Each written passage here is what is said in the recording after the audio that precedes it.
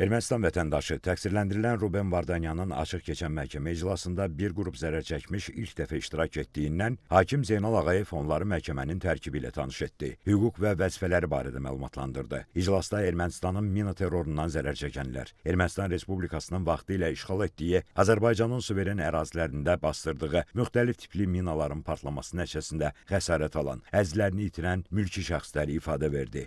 Zərər çəkən Həsənəli Əliyev dedi ki, Tərtər rayonunun Qızıloba kəndində yaşayır. Kənd əhalisi mütəmadi olaraq rayon ərazisindəki otlaq sahəsində malqarı otarır. 2024-cü il fevralın 4-də həyətyanı sahədə heyvan otaran zaman Ermənistan hərbçilərinin bastırdığı minanın partlaması nəticəsində müxtəlif xəsarətlər alıb və sol ayağının topuqdan aşağı hissəsi amputasiya olunub. Zərər çəkmiş şəxs dedi ki, Azərbaycan Respublikasının Mina Təmizləmə Agentliyinin verdiyi rəyə əsasən partlayan mina Ermənistan istehsalı olub. Zərər çəkmiş şəxs Akif Hüseynov isə Ağdam rayonunun işğaldan azad edilmiş ərazisində Novruz adətlərini icra edən zaman ailə üzvləri ilə birlikdə piyada əleyhinə minaya düşərək müxtəlif dərəcəli bədən xəsarətləri alıb. Dövlət ittihamçısı Fuad Musayevin suallarına cavabında zərər çəkmiş şəxs dedi ki, hadisə nəticəsində iki oğlu Razi Hüseynov və Bayram Hüseynov aldığı çoxsaylı bədən xəsarətlərindən həlak olub. Digər oğlu Anar Hüseynov və nəvəsi yaralanıb. Zərər çəkənin oğlu Anar Hüseynov isə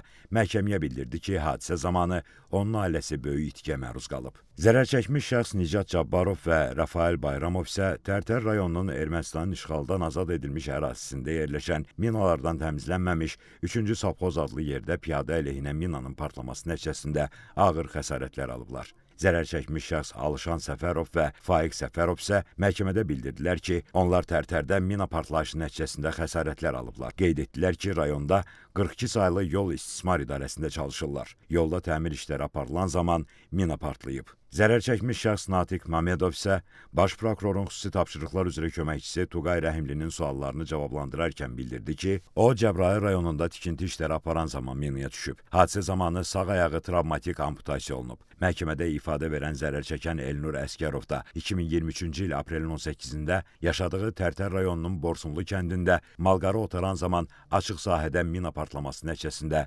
xəsarət aldığını dedi. Digər zərər çəkmiş şəxs Elnur Abbaszadə də Ermənistanın mina terrorundan əziyyət çəkdiyini və mina partlayışı nəticəsində xəsarət aldığını bildirdi.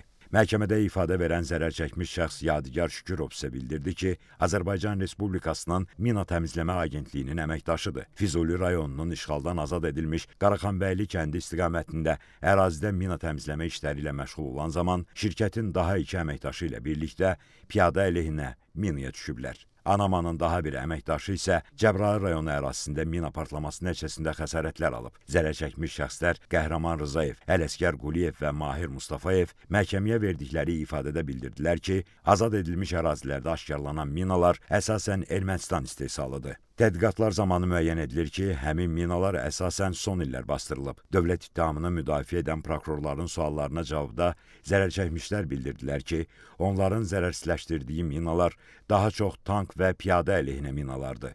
Tank əleyhinə minalar daha təhlükəlidir. Həmin mina 100-110 kiloqram çəki təzyiqi olduqda işə düşür və 30 metr ərazini əhatə edir. Havada qəlpələrə bölünən OZM-72 tipli minalar da olduqca təhlükəlidir.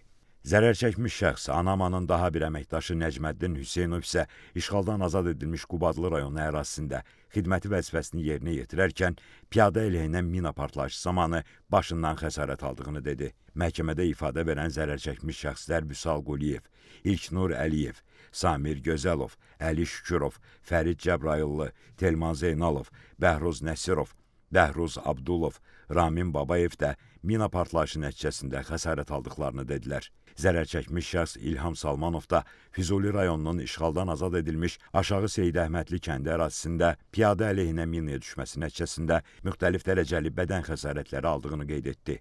Məhkəmədə ifadə verən zərər çəkmiş şəxs Hikmət Abdullayev isə hərbi xidmətini yerinə yetirərkən yaralandığını dedi. O, dövlət ittihamçısı Vüsal Abdullayevin suallarına cavab olaraq bildirdi ki, Vətən müharibəsindən sonra Ermənistan ordusunun qalıqları və qeyri-qanuni erməni silahlı dəstələri mütəmadi olaraq işğaldan azad edilmiş Azərbaycanın suveren ərazilərinə müxtəlif tipli iri çaplı silahlardan atəş açaraq təxribatlar törədib.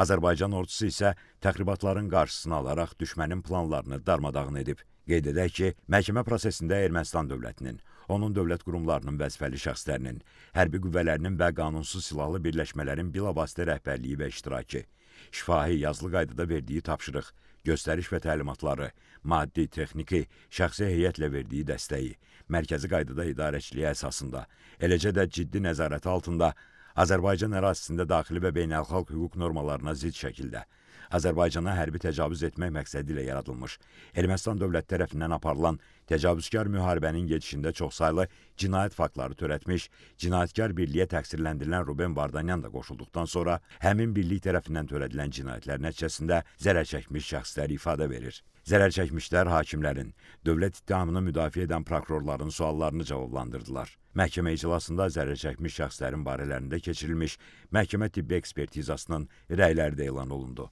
Məhkəmənin növbəti iclası aprelin 29-na təyin olundu. Qeyd edək ki, Bakı Hərbi Məhkəməsinin hakimləri Zeynal Ağayevin sədrliyi, Anar Rzayev və Camal Ramazanovdan ibarət tərkibdə keçirilən məhkəmə prosesində Ermənistan vətəndaşı Ruben Vardanyan, Azərbaycan Respublikası Cinayət Məcəlləsinin bir çox maddələri, o cümlədən təcavüzkar müharibəni planlaşdırma, hazırlama, başlama və aparma, əhalini deportasiya etmə və məcburi köçürmə, işgəncə, muzdulluq, terrorçuluq, terrorçuluğu maliyyələşdirmə maddələri ilə ittiham olunur. Təqsirləndirilən şəxs bildiyi dildə, yəni rus dilində tərcüməçi, habelə müdafiəsi üçün özünün seçdiyi vəkillə təmin olunub.